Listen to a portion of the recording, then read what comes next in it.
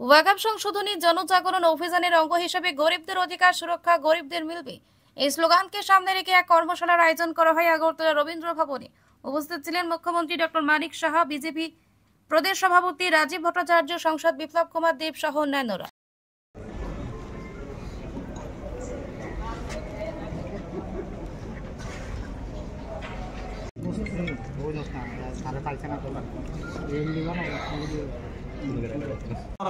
তারাও আমাদের এই কর্মশালাতে উপস্থিত হয়েছেন।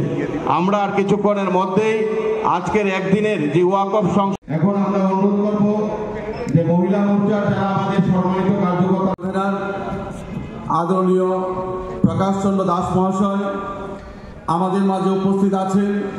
রাজ্য মহিলা মোর্চার যারা কার্যকর্তা আছেন তাদেরকে একে একে অনুরোধ করব। আমাদের ভারতীয় জনতা পার্টি ত্রিপুরা প্রদেশ সভাপতি অভিবাদন জানানোর জন্য সকলকে অনুরোধ করছি।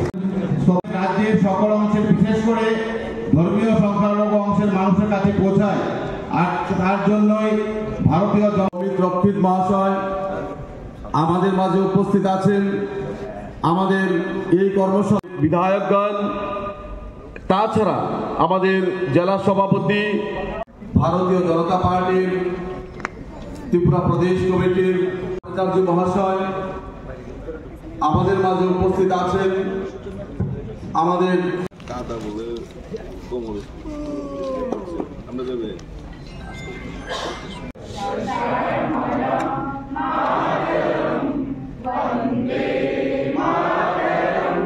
রাজ্যের প্রাক্তন মন্ত্রী শ্রী প্রকাশ চন্দ্র দাস মহোদয়কে মঞ্চে আসন গ্রহণ করার জন্য অনুরোধ করে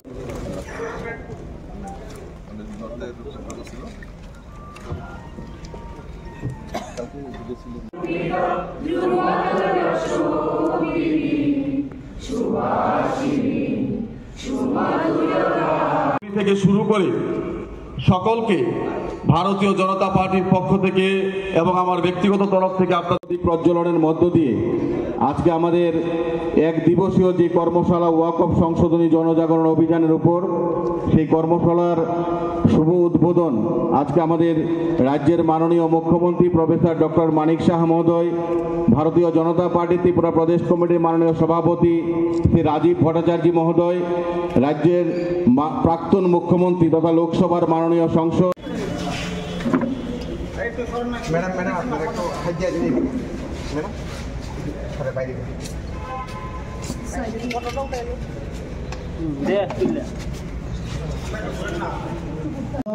শ্রী বিপ্লব কুমার দেব মহোদয় আমাদের এই সভাস্থলে উপস্থিত হয়েছেন।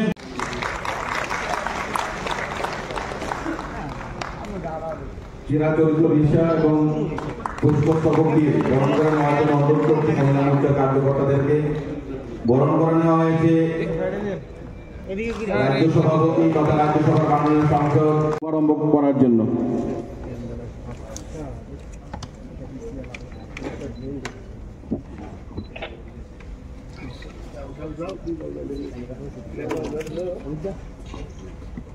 একটু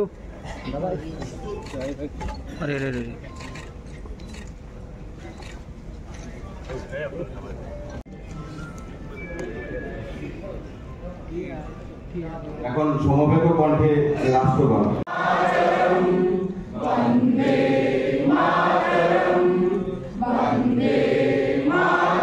মুখ্যমন্ত্রী তথা লোকসভার মাননীয় সংসদ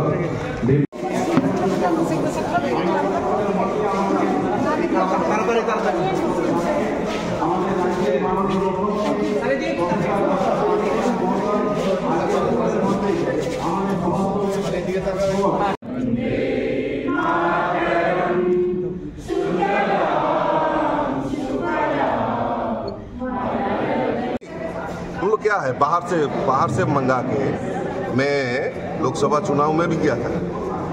टीएमसी नेता इन लोगों की पूछा कि आप वोट बैंक के लिए बांग्लादेश, म्यांमार ये सब लाके आप इन लोगों को जगह दे रहे हैं, रोहिंग्या इन लोगों को जगह दे रहे हैं। आपका फ्यूचर क्या होगा? अभी आपके पास पैसा है, पावर है, तृणमूल है, गवर्नमेंट में है, लेकिन आपका अगली जनरेशन क्या होगा? इसका रिजल्ट भुगतना पड़ेगा। ये आज हम लोग भुगत रहे हैं।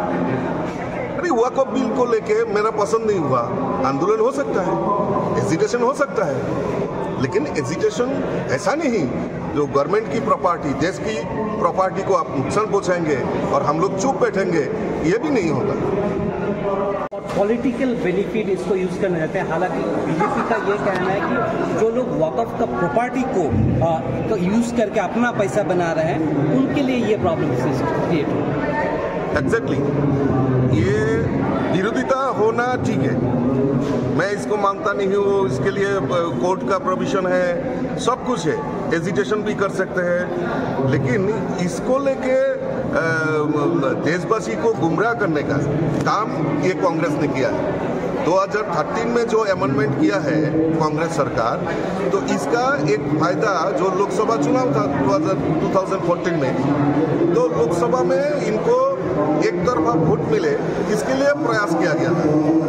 और जो हम लोग तो चाहते हैं कि सबका साथ सबका विकास हो, लेकिन कांग्रेस का जो स्लोगन है सबका साथ खुद का विकास, कल आपने देखा है ईडी ने एक चार्जशीट दाखिल किया है। इतना बड़ा स्कीम कांग्रेस कर सकता है? जिस कांग्रेस के ऊपर आधारित देश के लिए इतना बलिदान हुआ, इतना कुर्बानी दिया, इस कांग्रेस की इतनी बड़ी हालत हो गया कि उनके प्रधान, उनकी परिवार आज करोड़ों करोड़ों रुपया घोटाला कर रहा है। जो स्वाधीनता संग्रामी था उनके आधारित ये हुआ था। तो आज दुख की बात है, इस कांग्रेस को आम जनता 2014 में इन लोगों को ऑल ओवर इंडिया से घटाया और सारे देश भर में ये कांग्रेस नकारात्मक भूमिका ले रहे हैं। इनको कोई पूछने वाला नहीं है और कांग्रेस ये तो जेल जाना चाहिए। गद्दारी, देश के साथ गद्दारी और स्वाधीनता संग्रामी के साथ गद्दारी, ये कभी देश माफ नहीं करेगा। और ये देश देख रहा है, जहाँ पूछ रहा है, आज इन लोग आंदोलन कर रहा है। मैं पूछता हूँ, एक क्लियरिफिकेशन तो दीजिए। ईडी आपको पूछ रहा है, ईडी तो ऐसे नहीं किया, ईडी तो पूछ रहा है ना, तो जवाब दीजिए उसका, पहले आप आंदोलन करिए।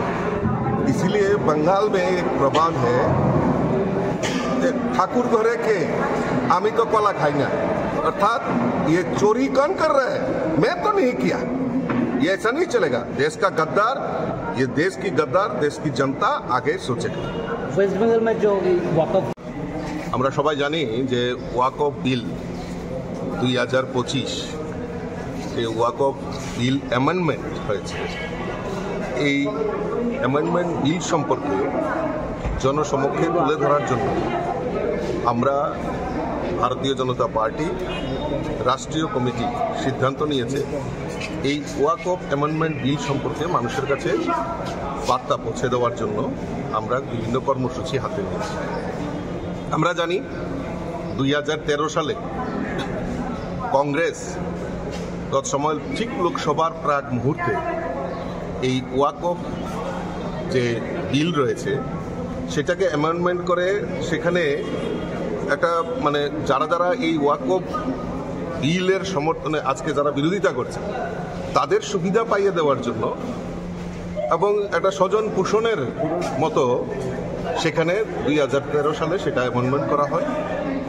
2025 সালে আমরা লোকসভা এবং রাজ্যসভায় সেটি অ্যামেন্ডমেন্ট করা হয়েছে, আপনারা সব জানেন। তো এই অ্যামেন্ডমেন্টে কি উল্লেখ করা আছে?